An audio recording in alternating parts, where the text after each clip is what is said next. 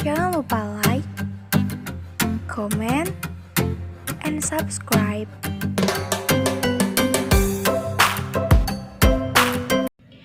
Assalamualaikum warahmatullahi wabarakatuh. Halo, apa kabar semuanya? Semoga kalian semua dalam keadaan baik. Saya Safia Mikautun Fikriyah, NIM 202033001, kelas 4A PGSD. Ini adalah vlog ke-6 saya untuk memenuhi tugas mata kuliah sumber dan media pembelajaran dengan dosen pengampu Pak Musyafruddin Kurnianto. Bisa disimak baik-baik ya. Media pembelajaran digital.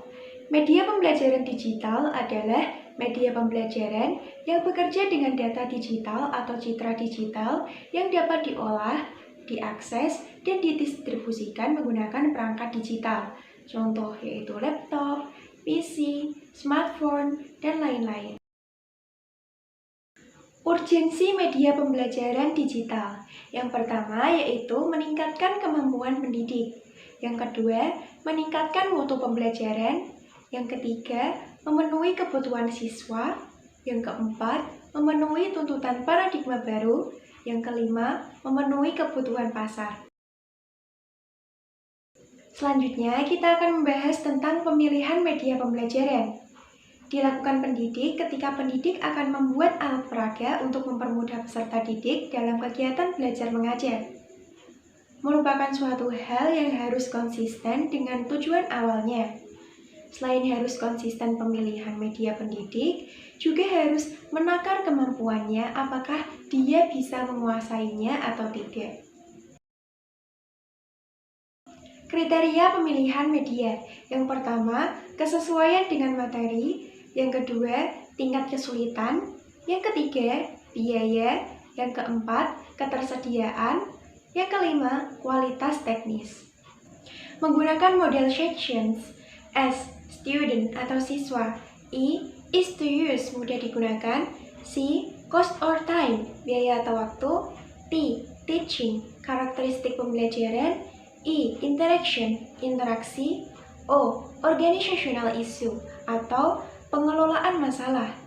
N, networking, memperluas jaringan. S, security and privacy, keamanan dan privasi. Student, untuk memilih media, kita berpusat pada siswa. Yang harus diperhatikan yaitu kecakapan dasar, kebutuhan dan minat, daya akses, dan gaya belajar. Is to use, mudah digunakan. Yang harus diperhatikan adalah tata letaknya ringkas, tampilan antarmukanya mudah dipahami, kontennya mudah diperbaharui, dan tersedia pelatihan atau buku petunjuk penggunaan. Selanjutnya, kita akan membahas tentang cost atau biaya. Yang harus diperhatikan yaitu biaya produksi, perancangan materi, pembelian atau pengumpulan bahan, dan konsultasi dengan pakar. Selanjutnya yaitu ada teaching and media selection. Yang harus diperhatikan dalam relevansi dengan pembelajaran yaitu tujuan pembelajaran, materi pembelajaran, metode pembelajaran, dan prinsip-prinsip media pembelajaran. Selanjutnya kita akan membahas tentang interaction atau interaksi. Interaksi hubungannya adalah guru, media, dan siswa. Kemudian ada organizational issue. Dalam pengelolaan masalah yang harus diperhatikan adalah kompetensi warga sekolah, fasilitas pendukung, dana untuk pengembangan media, dan kreativitas pengajar. Networking, salah satu fitur yang berfungsi untuk menghubungkan siswa dengan komunitas ilmuwan dan sumber belajar yang berkualitas. Jenis-jenisnya, masyarakat, komunitas pelajar dan ilmuwan, dan lain-lain. Dan yang terakhir yaitu ada security and privacy, berkaitan dengan keamanan diri dan perangkat yang digunakan. Selanjutnya, kita akan membahas tentang rencana pembelajaran model ASSURE. A. Analyze learns. S. State and objectives.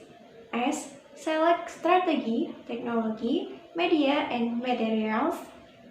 U. Utilize technology, media, and materials. R. Require learns participation. E. Evaluate and revise. Untuk yang A, Analis Learns menganalisis karakteristik siswa.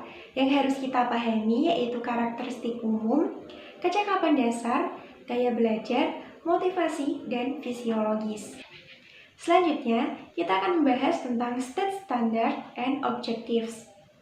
Yang harus kita perhatikan yaitu audience, pernyataan tentang karakteristik siswa yang menjadi sasaran pembelajaran, behavior, kemampuan baru yang akan dimiliki siswa, condition, kondisi lingkungan dan peralatan, degree, tingkat akurasi dan kefasihan yang harus dicapai siswa dalam kompetensi tertentu. Selanjutnya yaitu ada select strategi, teknologi, media, and materials.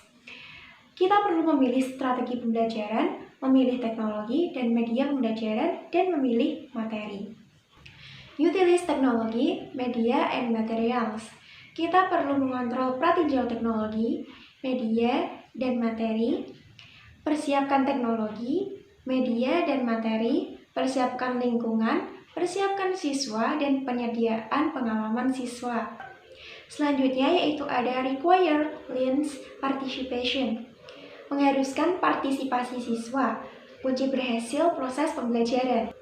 Caranya yaitu yang pertama, menggunakan media yang melatih produktivitas dan kreativitas.